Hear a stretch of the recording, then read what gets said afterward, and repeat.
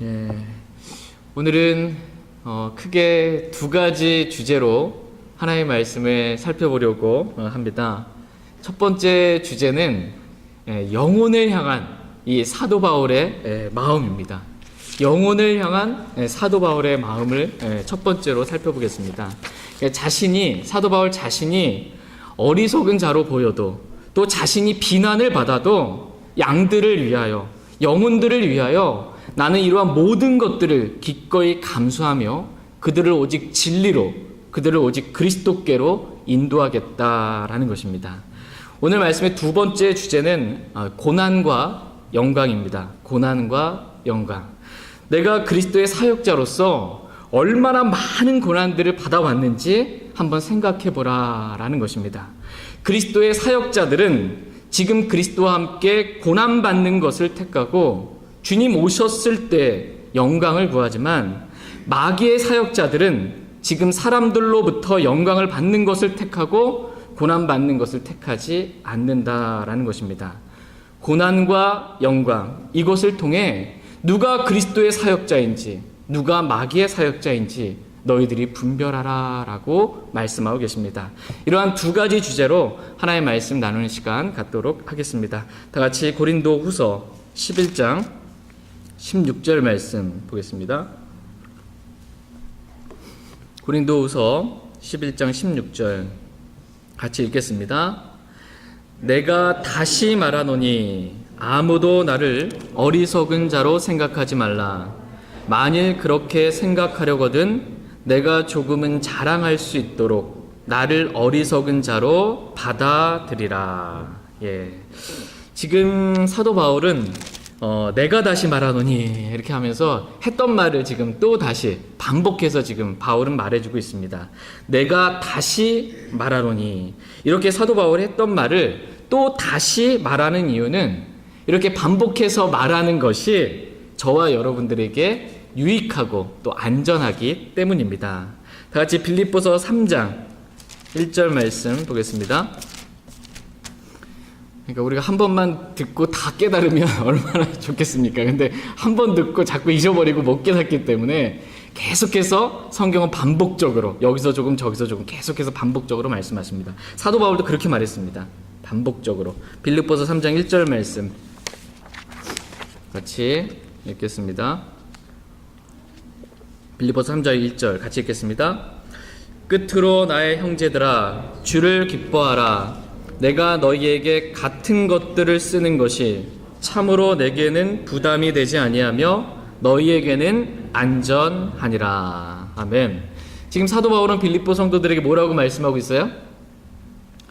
주를 기뻐하라 이렇게 말씀하고 있어요. 주를 기뻐하라. 세상의 것들 기뻐하지 말고 주를 기뻐하라고 이렇게 말씀하고 있습니다. 빌립보서 4장 4절 말씀에도 보면 항상 주를 기뻐하라. 내가 다시 말하노니 기뻐하라 라고 이렇게 말씀하고 있습니다. 이렇게 지금 사도 바울은 계속해서 같은 것들을 반복적으로 이렇게 말해주고 있습니다. 그 이유가 뭐냐면 했던 말 또 하고 했던 말 또 하고 이렇게 반복적으로 말해주는 이유는 뭐냐면, 첫 번째, 우리가 너무 자주 잊어버리기 때문입니다.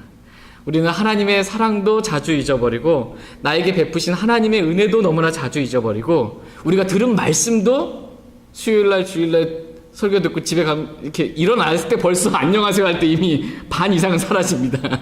그러고서 이제 교제 나누다가 집에 가려고 그러면 오늘 제목이 뭐였지? 이제 제목이 남아있을까 말까. 자주 잊어버리기 때문에 주님은 똑같은 말씀을 계속해서 반복적으로 말씀해주고 있습니다. 두 번째 이유는 뭐냐면, 이렇게 반복적으로 주님께서 말씀해 주셔야 우리 마음에 각인이 되고 주님의 말씀이 또 그걸 그렇게 하는 것이 우리에게 안전하기 때문입니다.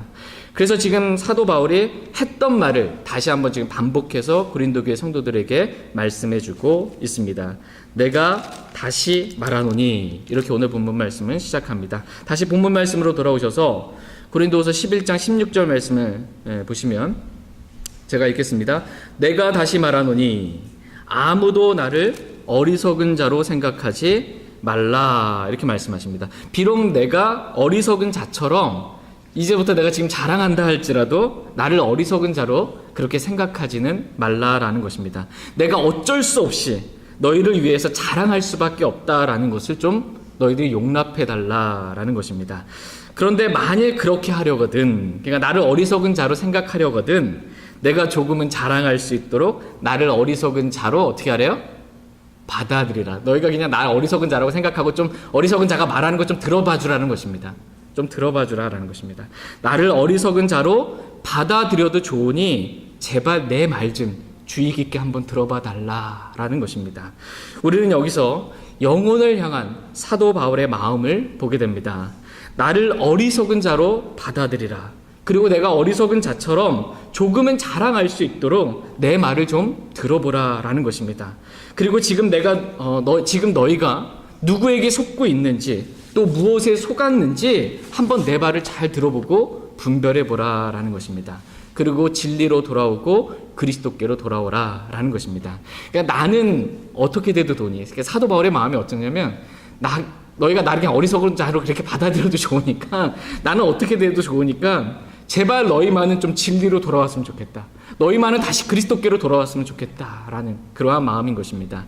이러한 영혼을 향한 이 사도 바울의 사랑의 마음을 좀 더 살펴보겠습니다. 고린도후서 11장 17절 18절 말씀, 오늘 본 말씀 보겠습니다. 17절 18절 17절 제가 읽겠습니다. 나는 내가 말하는 그것을 주를 따라서 말하지 아니하고 오직 어리석은 자와 같이 이렇게 자신 있게 자랑하며 말하노라. 많은 사람이 육체를 따라서 자랑함으로 나도 자랑하겠노라. 예. 지금 사도 바울은 자신에 대한 어떠한 거 다 그냥 내려놨습니다. 이미지 관리 이런 거 없어요. 자신에 대한 거 다 그냥 내려놨습니다. 나는 그리스도와 함께 십자가에 못 박혀 죽은 자로 여기고 너희들만 진리로 인도받고 주님께로 돌아올 수만 있다면 나는 모든 것들을 다 감수하겠다라는 마음입니다. 심지어 나를 비난하는 그 비난하는 말까지도 나는 다 받아들이겠다라는 것입니다. 그런데 여기서 사도 바울을 향한 비난의 말이 어떤 말이냐면 사도 바울이 뭐라고 말하냐면 내가 주를 따라 말하지 아니하고 육체를 따라 말한다 라고 이렇게 비난받는 것, 그러한 비난도 나는 다 감수하겠다라는 것입니다. 17절 말씀에 한번 보시면 나는 내가 말하는 그것을 주를 따라 말하지 아니하고 라고 지금 사도 바울은 말씀해주고 있습니다. 지금 내가 하는 이 말은 어리석은 자처럼 말하는 것이지 주를 따라서 말하는 것은 아니다라는 것입니다. 어리석은 자는 육체를 따라 자기를 자랑하며 말하지만 우리가 섬기는 주님은 그렇게 자기를 자랑하며 말하지 않는 분이시다라는 것입니다. 주님은 자기를 자랑하며 그렇게 어리석게 말씀하시는 분이 아니신데 나는 지금 주님을 따라 말하지 아니하고 어리석은 자를 따라서 육체를 따라서 나는 지금 말하고 있다라는 것입니다. 이 말씀을 잘못 듣고 잘못 오해하게 되면 또 사도 바울은 비난받을 수밖에 없습니다. 왜냐하면 사도 바울을 마음으로서 받지 않고 밀어내는 사람은 사도 바울이 뭘 말해도 다 걸립니다. 또 사도 바울을 공격하고 비난하는 사역자들은 뭐라고 말하겠어요? 자 봐라, 지금 17절에서 바울도 자기 자신에 대해서 지금 말하고 있지 않냐. 자신은 지금 주를 따라서 말하고 있지 않다고, 자기는 지금 육체를 따라서 말한다고. 거 봐라, 바울은 주를 따르는 사람이 아니고 육체를 따라 사는 사람이다 라고 얼마든지 비난할 수 있는 말을 지금 사도 바울이 감수하면서 지금 이 말을 해주고 있는 것입니다. 바울은 내가 주를 따르는 자가 아니다 라고 비난해도 나는 너희가 더 소중하기 때문에, 영혼이 더 소중하기 때문에 나에 대해서 뭐라고 말하는 그 비난의 말들 나는 다 받아들이고 감수할 마음의 준비가 되어 있다라는 것입니다. 영혼을 위해서라면 나의 어떠함, 모든 것들 다 내려놓겠다라는 것입니다. 이것이 진정한 영혼을 위한, 영혼을 사랑하는 진정한 사역자입니다. 어떻게 보면 사역자로서 가장 이 수치스러운 말을 듣는 거예요. 주님 따르는 사람 아니라고. 이런 수치스러운 말도 나는 다 감당하겠다라는 것입니다. 마치 그리스도께서 하늘의 모든 영광을 버리고 저와 여러분들을 구원하기 위해서, 영혼을 얻기 위해서 종의 형체를 취하시고 우리를 구원하시기 위해서 멸시와 천대와 조롱과 모욕을 다 담당하셨던 것처럼 사도 바울 역시 이렇게 영혼을 얻기 위해서, 그들을 진리로 이끌기 위해서 내가 어떠한 비난도 다 감수하겠다라는 것입니다. 저희도 이렇게 사도 바울과 같이 나를 향한 어떠한 비난도 그냥 다 묵묵히 받아들이고 그 형제, 그 자매, 그 영혼이 구원받을 수만 있다면 제가 그러한 모든 비난 다 감수하겠습니다 라고 우리 자신을 온전히 내어드릴 수 있길 원합니다. 그런데 많은 사람들의 마음이 어떨까요? 실제는 내 자존심 조금만 건들면 나를 비난하는 말이나 이 자존심 조금만 상하게 하고 나를 좀만 무시하고 멸시하잖아요. 그러면 진리고 뭐 주님이고 영혼이고 아무것도 없습니다. 다 소용없어요. 감히 나한테 어리석은 자라고 해? 감히 나를 이렇게 멸시를 해? 난 도저히 이거 다른 건 다 참아도 내가 이것만은 못 참는다 이렇게 사람들이 나옵니다. 이런 사람은 진리의 말씀을 따르는 사람도 주님을 따르는 사람도 영혼을 사랑하는 사람도 아닙니다. 진짜 진리를 따르고 진짜 주님을 따르고 진짜 영혼을 사랑하는 사람은 자신이 어떠한 비난을 들어도 진리를 위해서 자신을 기꺼이 내어줄 줄 아는 그러한 사람인 것입니다. 이런 사람이 진짜 영혼을 사랑하는 사람이고 진짜 진리의 길을 십자가의 길을 따르는 사람들입니다. 저희 모두가 나에 대한 모든 비난들은 그냥 받아들이고 그 영혼만 주님께로 돌아올 수 있다면 모든 걸 감사하겠습니다 라는 마음으로 살 수 있기를 원합니다. 다 같이 이제 고린도후서 11장 19절 20절 말씀 보겠습니다. 자기 부인 없으면 진짜 주님 따르기 힘듭니다. 고린도후서 11장 19절 20절 19절 제가 읽겠습니다. 너희가 스스로 지혜로움으로 어리석은 자들을 기꺼이 용납하며 또 어떤 사람이 너희를 속박하거나 너희를 삼키거나 너희에게서 빼앗거나 스스로를 높이거나 너희 얼굴을 칠지라도 너희가 용납하는도다. 너희가 스스로 지혜로움으로, 이제 고린도 교회 성도들이 지금 스스로 지혜롭다 이렇게 지금 말씀하고 있어요. 지금 고린도 교회 성도들은 하나님의 지혜로 지혜롭게 된 것이 아니고 스스로 자기 자신을 지혜롭다라고 스스로 이렇게 인정하고 있는 그러한 사람들인 것입니다. 이렇게 너희 자신을 스스로 지혜롭게 여김으로 어리석인 자들을 기꺼이 잘 용납하는데 좀 사도 바울 나도 좀 용납해 주라는 것입니다. 어리석은 자로 좀. 너희가 지혜로운 자라고 너희 스스로 그렇게 말하는데 그래서 너희가 어리석은 자를 용납하는데 나도 좀 용납해 주라는 것입니다. 또 어떤 사람이 너희를 속박하고 너희를 삼키고 너희에게서 빼앗고 스스로를 높이고 너희 얼굴을 칠지라도 너희가 그들을 용납하는데 왜 사도 바울 나는 그렇게 용납하지 못하느냐라는 것입니다. 마음을 열고 좀 나를 용납해 달라라는 것입니다. 그래서 지금서부터 내가 하는 말을 잘 들어보고 뭐가 진리인지 누가 진짜 그리스도의 사역자인지 또 너희가 어떻게 해야 주님을 따를 수 있는지 이 말씀을 잘 분별해 보라라는 것입니다.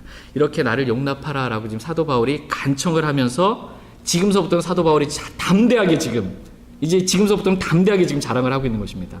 담대하게 자랑을 합니다. 다 같이 고린도후서 11장 21절 말씀 보겠습니다. 고린도후서 11장 21절 같이 읽겠습니다. 나는 마치 우리가 약한 자들로 지내온 것처럼 비난하는 것에 대하여 말하노라. 그러나 누가 무슨 일에서든지 담대하면 내가 어리석게 말하거니와 나도 담대하니라. 지금 사도 바울은 자신을 비난하는 것에 대해서 지금 담대하게 말합니다. 너희들이 나를 비난하는 것처럼 그렇게 나는 약한 자가 아니다라는 것입니다. 내가 너희와 함께 있을 때 약한 자로 지내온 것처럼 너희들이 나를 비난하는데 내가 그렇게 약한 자가 아니다라는 것입니다. 내가 너희와 함께 있을 때 약한 자처럼 그렇게 행한 것은 바로 너희를 얻고자 함이었지 진짜 내가 약하기 때문에 그런 것은 아니었다라는 것입니다. 다 같이 고린도전서 9장 22절 말씀 보겠습니다. 미리 좀 고린도 후서를 계속 강의하고 많이 구절 안 나가니까요. 미리 집에서 좀 자주 읽어갖고 오시면 본문 말씀 쉽게 이렇게 강의할 때 이해되실 것입니다.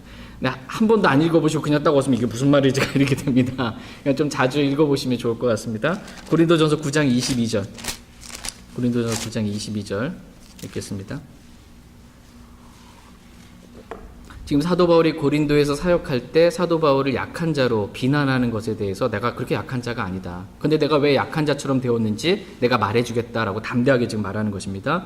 고린도전서 9장 22절 같이 읽겠습니다. 약한 자들에게 내가 약한 자같이 된 것은 약한 자들을 얻고자 하며 내가 모든 사람에게 모든 것이 된 것은 어찌하든지 몇 사람이라도 구원하고자 함이라. 아멘. 내가 너희와 함께 있을 때 약한 자같이 된 것은 바로 너희를 얻고자 함이었다라는 것입니다. 진짜 내가 약해서 그렇게 한 것이 아니었다라는 것입니다. 사도 바울은 한 사람이라도 더 구원하기 위하여 내가 그 사람과 같이 되었다라고 이렇게 말씀해주고 있습니다. 그 사람같이 된 이유가 뭐라는 거예요? 그 사람을 더 얻고 그 사람을 구원하기 위해서 내가 그렇게 되었다라는 것입니다.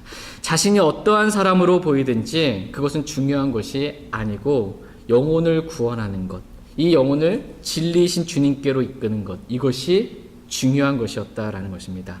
그래서 사도 바울이 고린도에 있을 때 약하게 된 것입니다. 두 번째 사도 바울이 고린도에서 약하게 된 이유는 내가 약할 때 주님의 강함 되시기 때문입니다. 주님의 권능이 나오기 때문입니다. 다 같이 고린도후서 12장, 고린도후서 12장 9절 말씀 보겠습니다. 고린도후서 12장 9절 말씀. 왜 사도 바울이 고린도에 있을 때 약했는지 그 이유를 보겠습니다. 고린도후서 12장 9절 같이 읽겠습니다. 그분께서 내게 이르시되 내 은혜가 내게 족하도다. 나의 강한 능력은 약한 데서 완전해지느니라 하셨느니라. 그러므로 내가 오히려 크게 기뻐하며 나의 연약한 것들을 자랑하리니 이것은 그리스도의 권능이 내 위에 머무르게 하려 함이라. 아멘. 주님의 은혜가 내게 족하다 이렇게 말씀하십니다. 그러니까 저와 여러분들에게 베풀어 주신 주님의 은혜가 족합니다. 또한 주님의 강한 능력은 우리가 약할 때 완전해진다 이렇게 말씀하십니다. 그래서 사도 바울은 오히려 자신이 약한 것을 크게 기뻐하면서 자신의 연약한 것들을 자랑했다라고 고백하고 있습니다. 이유는 뭐냐면 그리스도의 권능이 자신 위에 머무르게 하려고 고린도에 있을 때 자신이 약했다라고 이렇게 고백해주고 있습니다. 그러니까 고린도에 있을 때 사도 바울의 마음이 어떠했냐면 주님 없으면 저는 아무것도 할 수 없습니다 라는 그런 마음이었어요. 저는 아무것도 할 수 없는 그런 약한 사람입니다 라는 것입니다. 오직 주님만 의지하는 그러한 마음이었습니다. 말의 지혜에 의지하지 않고요, 오직 주님만 의지하는, 주님 없으면 저는 아무것도 할 수 없습니다 라는 그러한 마음으로 고린도에서 사역했다라는 것입니다. 이것을 보고 이제 어떤 육신적인 그리스도인들이 바울 너무 약하다고 이렇게 지금 비난하고 있는 것입니다. 지금 약하다고.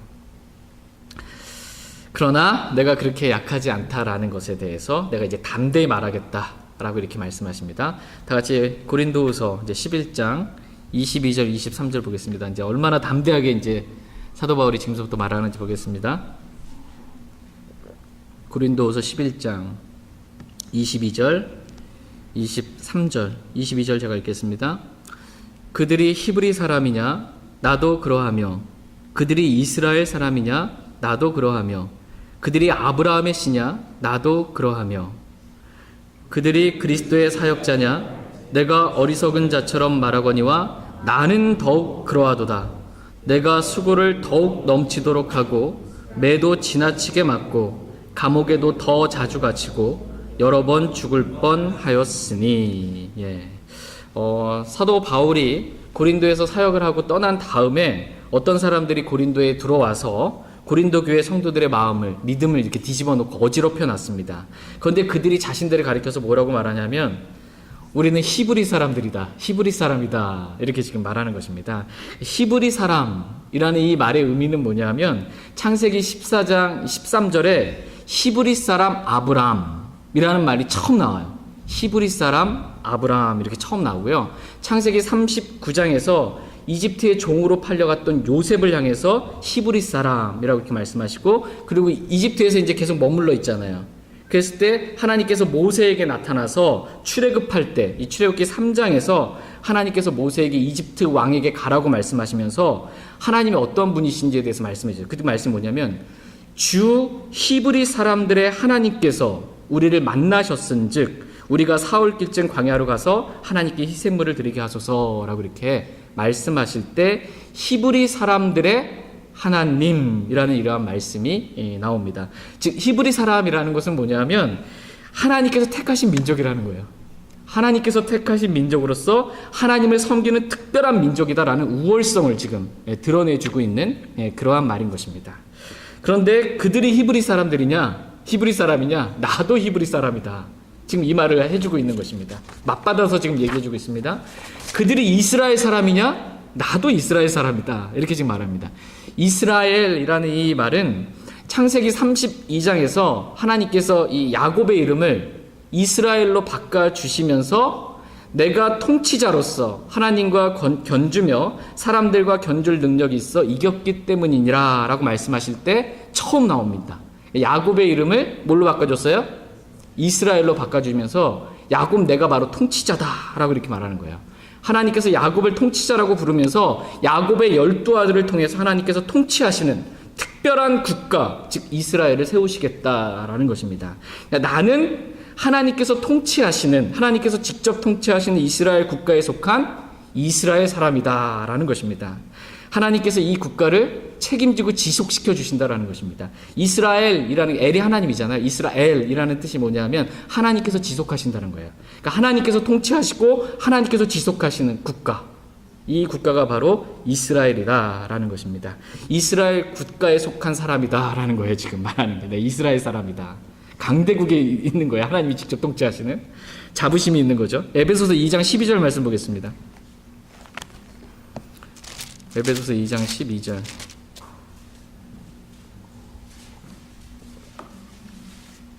에베소서 2장 12절 말씀 보겠습니다.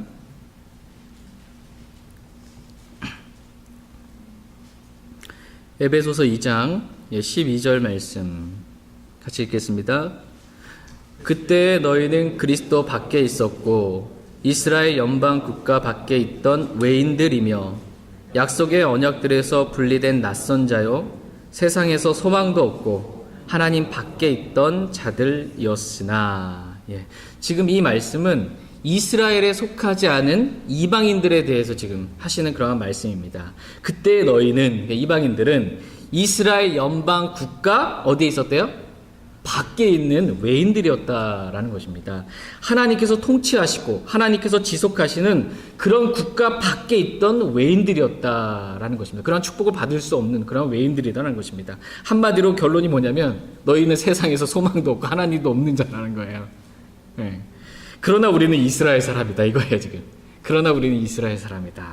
이런 자랑을 지금 고린도에 들어온 사람들이 지금 하고 있는 것입니다. 그래서 사도 바울도 그들이 이스라엘 사람이냐? 나도 이스라엘 사람이다. 지금 이렇게 말하고 있는 것입니다. 또한 그들이 아브라함의 씨냐? 나도 그러하다. 라고 이렇게 말합니다. 아브라함의 씨. 이 아브라함의 씨는 뭐냐면 아브라함에게 하나님께서 주신 언약이 있습니다. 그 언약의 후손이 바로 우리다라는 것입니다. 아브라함의 씨다라는 것은 아브라함의 언약을 물려받은 후손이다라는 것입니다.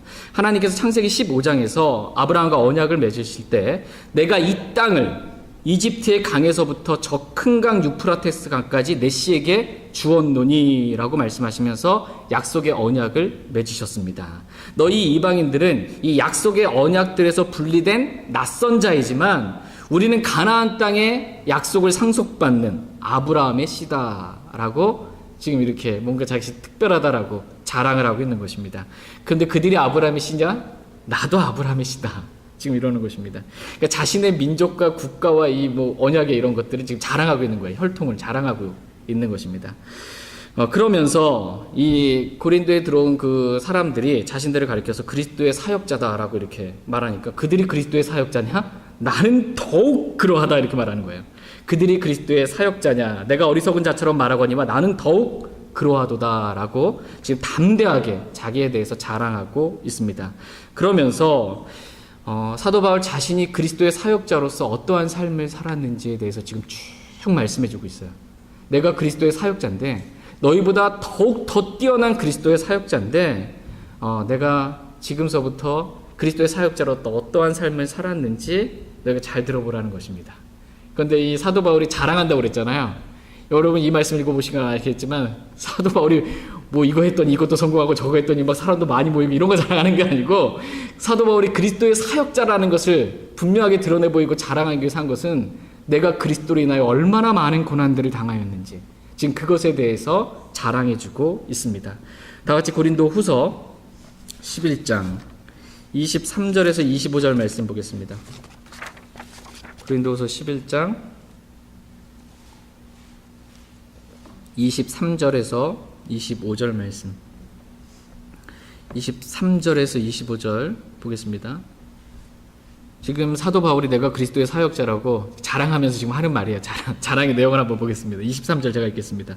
그들이 그리스도의 사역자냐 내가 어리석은 자처럼 말하거니와 나는 더욱 그러하도다.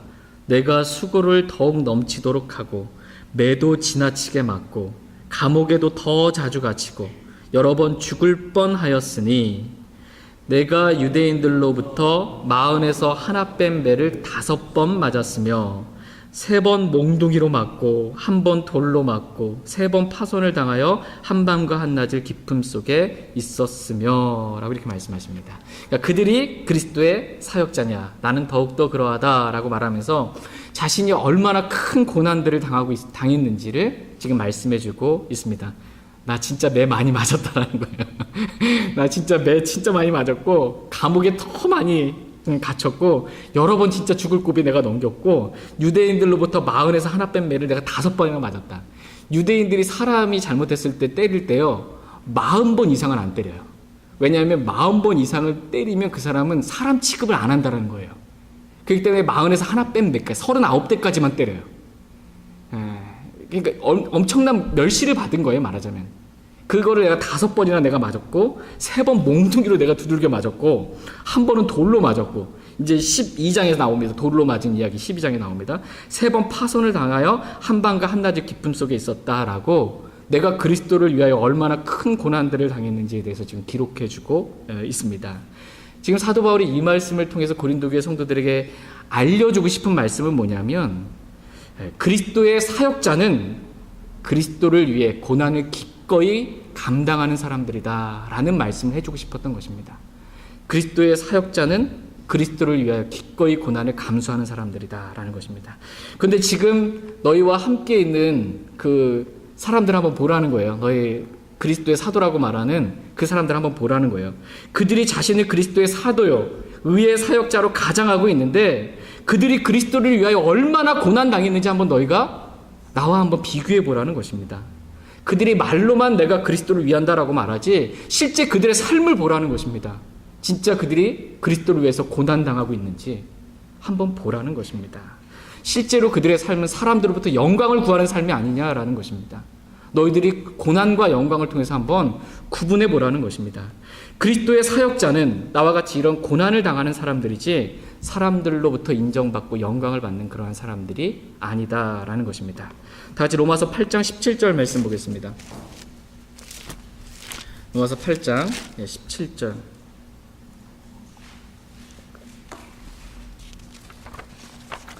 로마서 8장 17절 말씀 보겠습니다. 로마서 8장 17절 같이 읽겠습니다.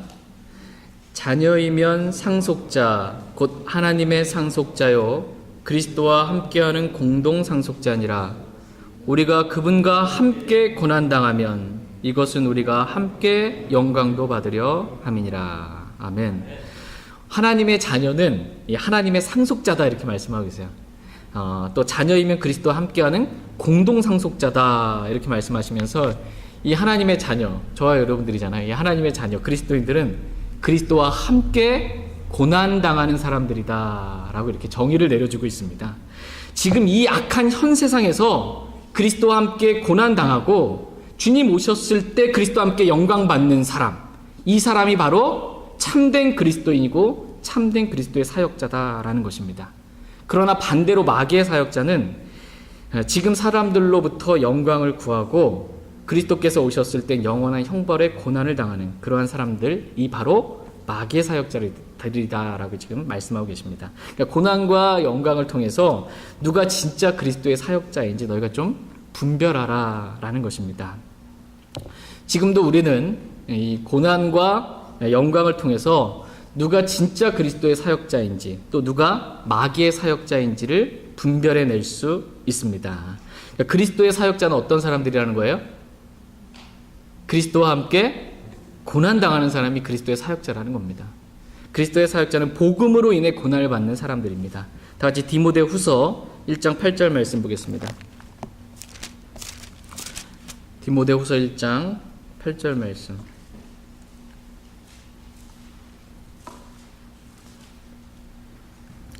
디모데후서 1장 8절 말씀. 디모데후서 1장 8절 말씀 같이 읽겠습니다. 그러므로 너는 우리 주의 증언과 그분의 갇힌 자 된 나를 부끄러워하지 말고 오직 하나님의 권능에 따라 복음의 고난에 참여하는 자가 되라. 예. 저와 여러분 어디에 참여하라고 지금 말씀하세요?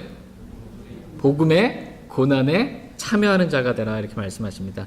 그러니까 모든 그리스도인들이 다 그리스도의 사역자인데 그리스도의 사역자는 복음의 고난에 참여하는 자다라고 이렇게 말씀하고 계십니다. 사람들에게 그리 인기가 없는 이 은혜의 복음을 전함으로 말미암아 고난 당하는 것, 이것이 그리스도인의 모습입니다. 여러분 복음 전해 보신 적 있으세요? 복음 전하면 썰렁해지고요 갑자기. 당신이 뭔데 나한테 죄인이라고 그래 이렇게 막 반발 나오고요. 복음을 전하면 고난 받습니다. 그런데 이 사람과의 관계 때문에 내가 복음을 안 전하잖아요? 고난 없어요. 우리 애들도 그런 말 해요. 지금 너무 애들이랑 친하게 지내는데 애들한테 복음 전하면 애들이랑 친구관계 끊어질 것 같더라는 거예요. 예. 복음을 전하면 고난을 받습니다. 안 전하면 잘 지내요. 예. 그런데 이 참된 그리스도인은 나랑 어떻게 되는지 상관없이 그 사람의 영혼을 구원하기 위해서 복음을 전하는 사람이다 라고 이렇게 말씀하십니다. 복음의 그 고난에 참여하라 이렇게 저와 여러분들에게 말씀하십니다. 그러나 마귀의 사역자들은 순수한 복음 자체를 안 전하고요, 복음 비스무리한 거 전해요. 복음 비스무리한 거를 전합니다. 근데 이 복음 비스무리한 거, 이거 성경은 다른 복음이라고 말합니다. 다른 복음. 이 다른 복음을 전하는 거예요. 이 다른 복음은 뭐냐면 행위 복음입니다. 교회 열심히 나와라, 11조해라, 새벽 기도해라, 성경 읽고 뭐 해라, 그러면 구원 받을 수 있다. 이게 종교적인 열심이 있는 사람들에게는 이 복음이 되게 와닿는 말이에요. 종교적으로 아주 뭔가 열심히 있는 이 사람들이 이렇게 하면 구원 받는다니까 너희들은 그거 못하지, 난 그거 하고 뜬다 하면서 이제 나오는 거거든요. 이 종교심을 자극하는 이런 사람들로부터는 매우 영광을 받는 그러한 복음입니다. 그리스도의 사역자는 하나님의 뜻대로 진리를 전하기 때문에 고난을 받지만 마귀의 사역자들은 진리를 안 전해요. 성경 한 구절 읽고 다른 얘기합니다. 그냥 사람들의 귀를 간지럽히는, 사람들이 듣고 싶어하는 말을 하는 것입니다. 그래서 부흥이 돼요. 그 말 들으려고. 보통 어떤 말들을 하냐면 그리스도인이 하나님도 잘 믿고 공부도 잘하고 이 땅에서 성공도 해야 하나님께 영광이 된다. 이렇게 경쟁력 있는 그리스도인이 되어야 한다.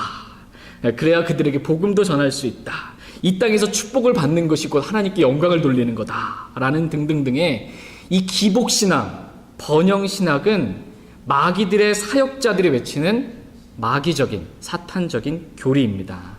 이러한 기복신앙과 번영신학을 전하면 사람들로부터 영광을 받습니다. 그러나 하나님의 뜻대로 진리를 선포하면 너희가 하나님의 뜻대로 살면 핍박을 받는다. 이 세상은 사랑하지 말고 이 세상과 동화되지 말라. 이렇게 말하면 사람들이 듣기 싫어합니다. 이거 다 가버립니다. 이것을 통해서 너희가 어떤 사람이 그리스도의 사역자인지 마귀의 사역자인지 좀 분별하라 라는 것입니다. 다 같이 베드로전서 3장 17절 말씀 보겠습니다.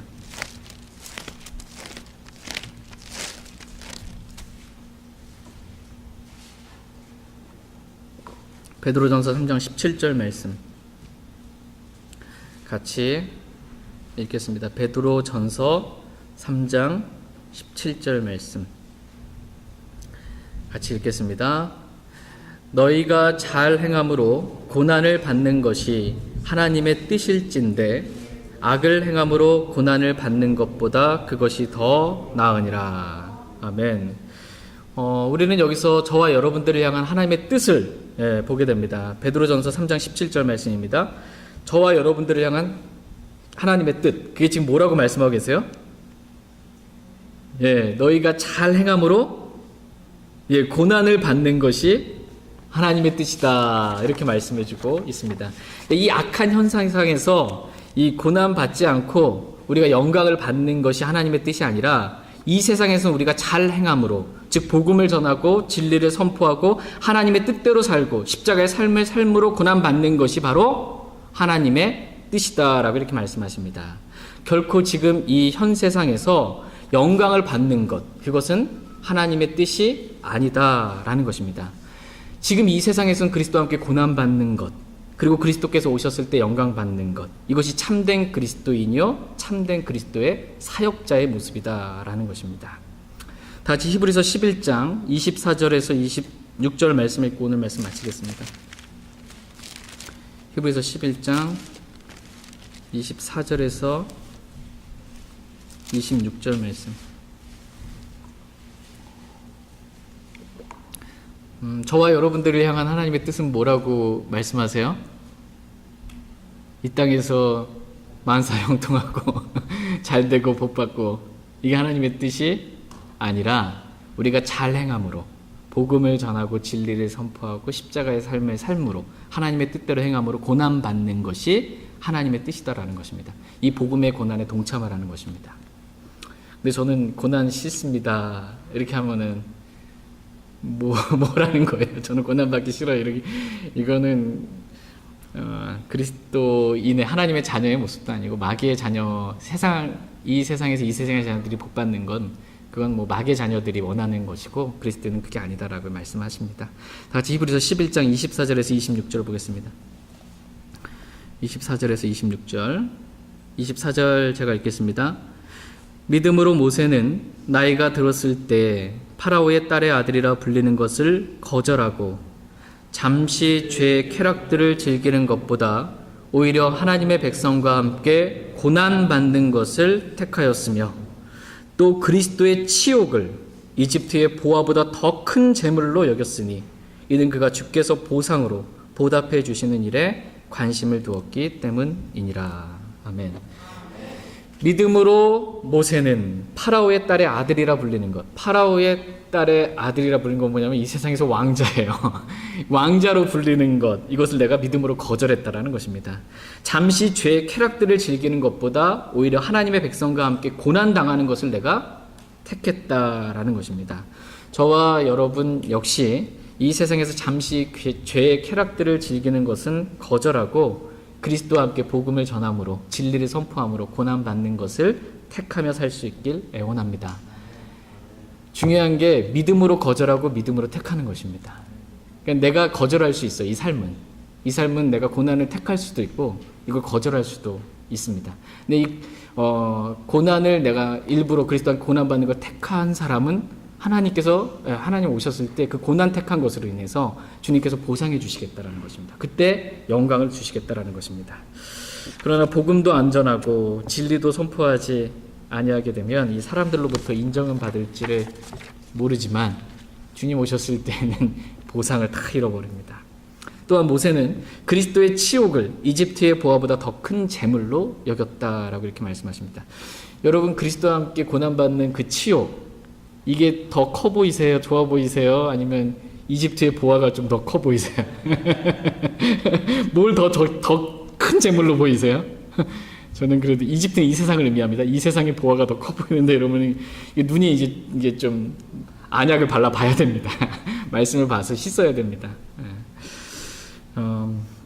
모세는 그리스도의 치욕을 이집트의 보화보다 더 큰 재물로 여겼습니다. 이는 그가 주께서 보상으로 보답해 주시는 일에 관심을 두었기 때문이다, 이렇게 말씀하십니다. 지금은 그러니까 그리스도와 함께 고난받는 것을 택하고 주님 오셨을 때 내가 영광 받겠다라는 것입니다. 이것을 내가 바꾸지 않겠다는 것입니다. 저와 여러분 모두가 이렇게 지금 우리가 그리스도와 함께 고난받는 길로 이렇게 나아가기 원하고 주님 오셨을 때 주님이 주시는 충분한 보상을 통해 영광을 많이 받을 수 있게 되길 원합니다. 개인적으로 오늘 들으신 말씀 기억하시고 주님 앞에 나아가 기도하는 시간 갖도록 하겠습니다.